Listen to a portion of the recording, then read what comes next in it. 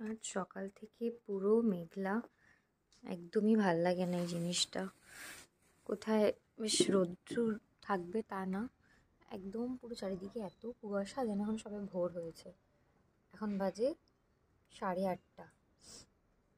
একবার খালি দেখুন মানে কীরকম কুয়াশা, কিছু দেখা যাচ্ছে না ওই পাড়াতে, এত কুয়াশা। তেমনি ঠান্ডাটাও পড়েছে, এত পুরো ধোঁয়ার মতো হয়ে আছে চারিদিকে।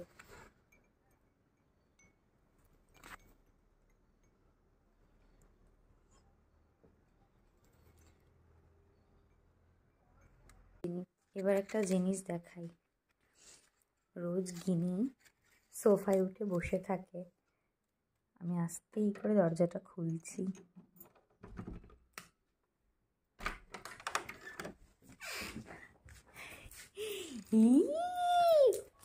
কি করেছো এগুলো?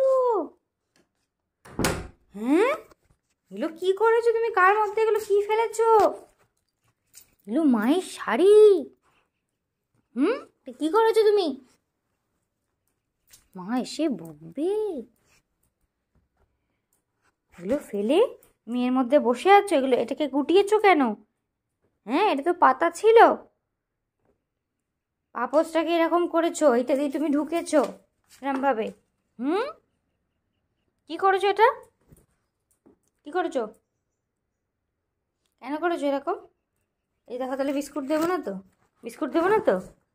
হ্যাঁ, এটাকে এরম করেছো, এইটাকে গুটিয়েছো।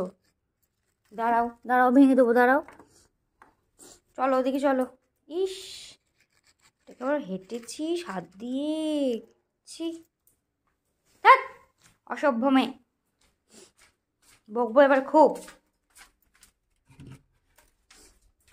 চলো সোজা চলো বাইরে, চলো।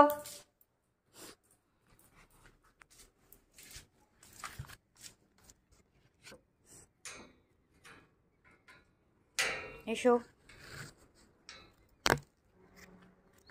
এসো।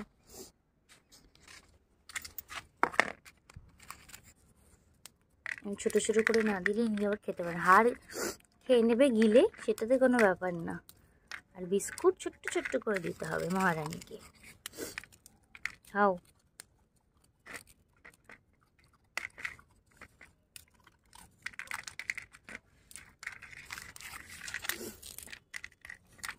সকালবেলা এরকম দুষ্টুমি করতে থাকে, আবার জামা কাপড়গুলো আমাকেই কাচতে হবে মনে হচ্ছে। মা এসে কেমন বকবে তোকে দেখবি।